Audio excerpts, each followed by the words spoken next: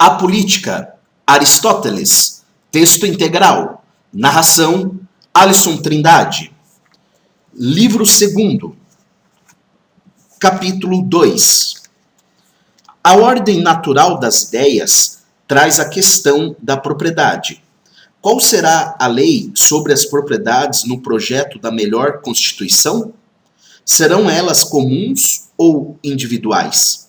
Esta questão é independente da legislação sobre as mulheres e os filhos. Aqui, só consideram os bens de raiz, dividindo-se as terras em propriedades particulares, como hoje o são.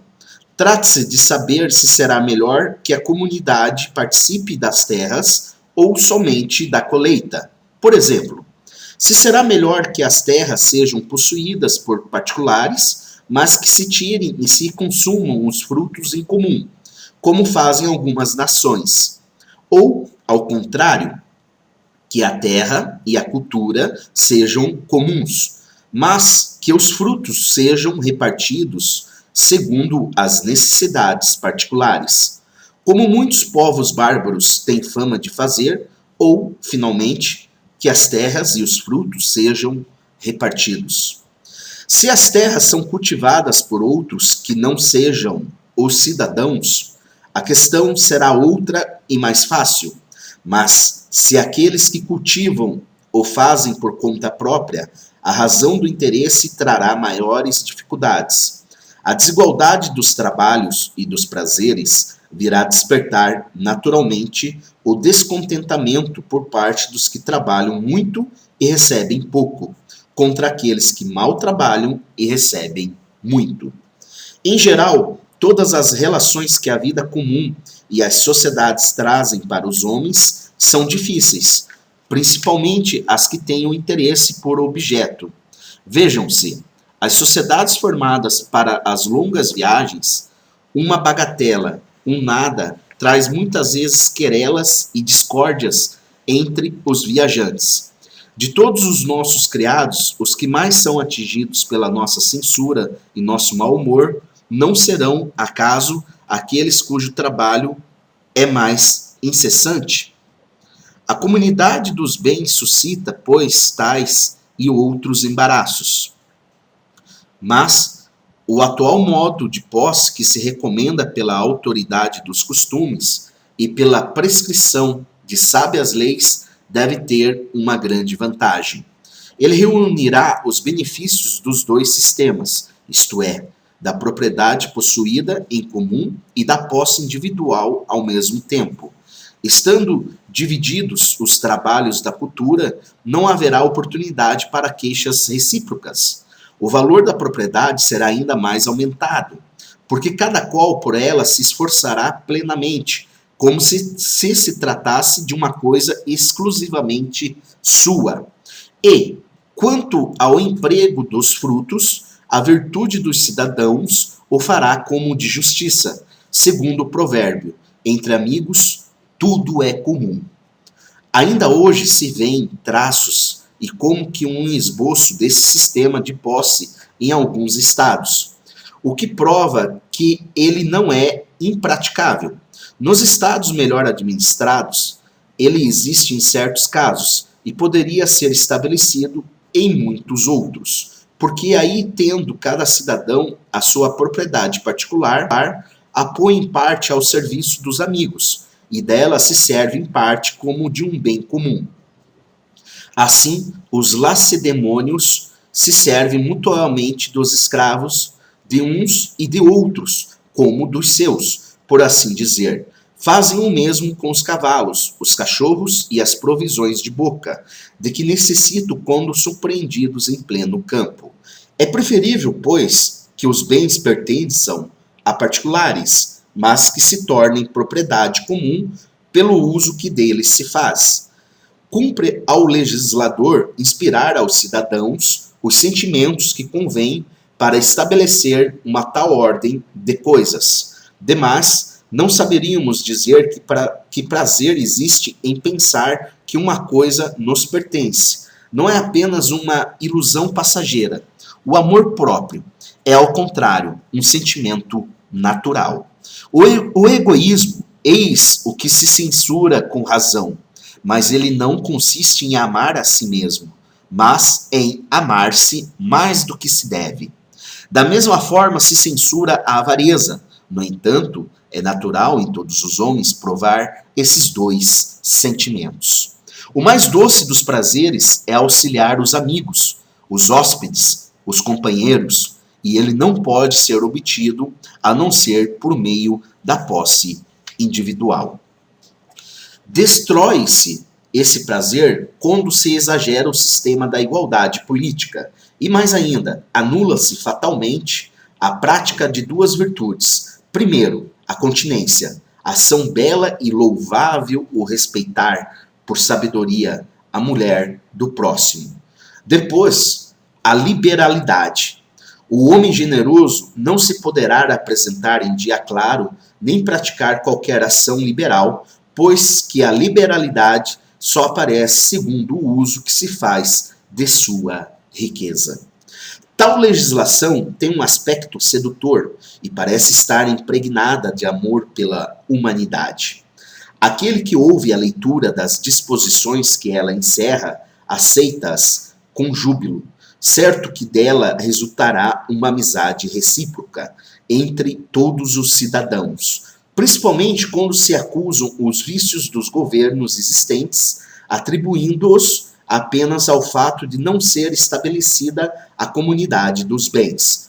Falo dos processos relativos a contratos, condenações por falso testemunho, vis adulações dirigidas aos ricos, enfim, todos os vícios que resultam da perversidade geral e não do fato de não existir a comunidade dos bens. Entretanto, sabemos que os possuidores dos bens em comum têm muito mais frequentemente demandas entre si que os proprietários de bens separados.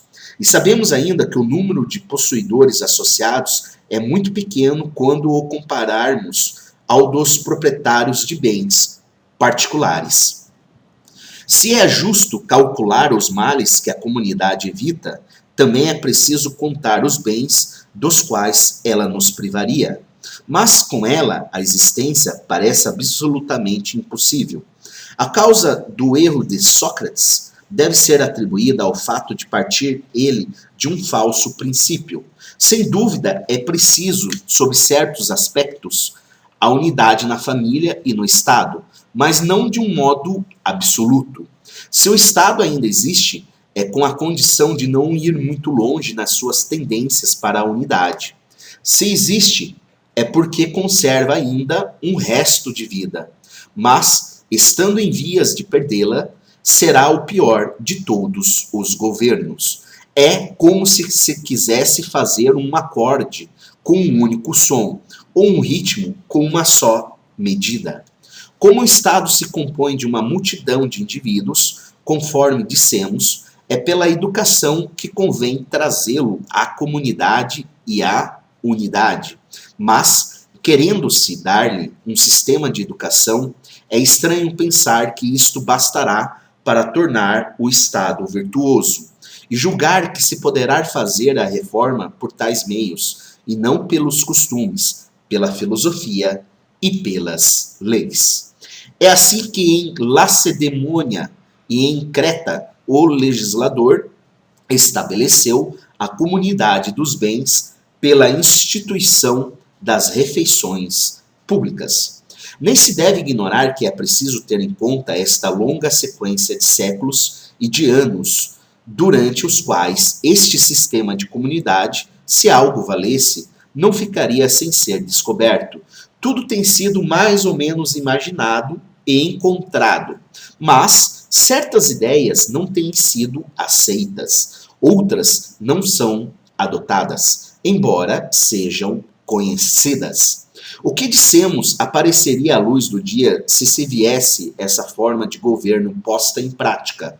Não se poderá formar um Estado sem dividir e separar as propriedades, delas aplicando uma parte nas refeições públicas e outra na manutenção das fratrias.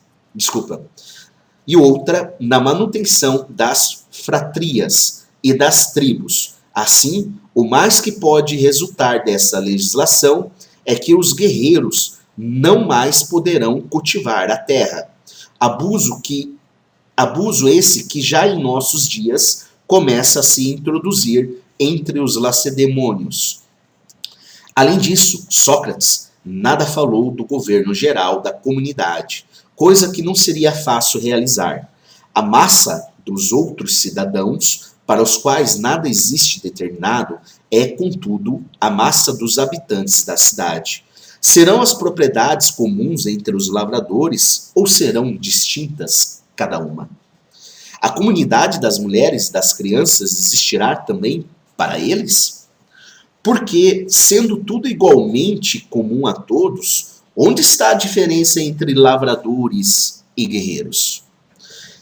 Que interesse os levará a tolerá-la?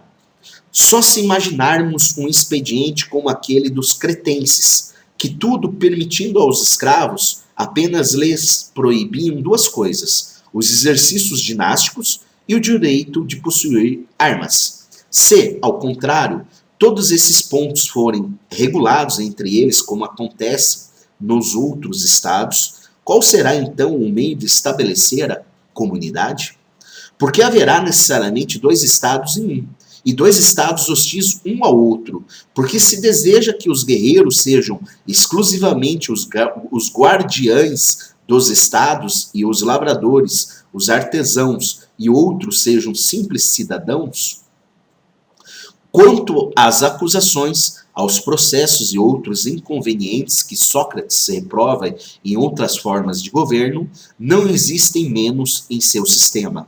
Ele garante que, graças à educação que terão recebido, os cidadãos só precisarão de um pequeno número de ordenações sobre polícia, mercados e outras coisas semelhantes. E, no entanto, ele só provê a educação dos guerreiros. Deixa aos lavradores a livre disposição do que possuem, com a condição de entregarem uma parte das produções. Mas é provável que estes sejam bem mais difíceis de convencer e mesmo mais desconfiados do que o são, em alguns países, os ilhotas, os penestas e os escravos. Mas ele não diz agora, pelo menos, se tal será ou não a consequência do seu sistema. Já não fala dos direitos políticos dos lavradores, da educação e das leis adequadas à sua condição. No entanto, é tão difícil quanto essencial fixar as relações entre os lavradores e os guerreiros, a fim de manter a comunidade destes ao lado daqueles. Se se admitir na classe dos lavradores a comunidade das mulheres, com a distinção das propriedades, quem cuidará do serviço dos lares, visto como os homens se encarregam da cultura dos campos? Quem deles cuidará, se as mulheres e os objetos formarem comunidade? É absurdo estabelecer uma comparação com os animais para afirmar que as mulheres devem exercer as mesmas funções que os homens, os quais são absolutamente estranhos aos cuidados domésticos. Também é perigoso constituir as magistraturas como faz Sócrates. Ele as confia sempre às mesmas pessoas.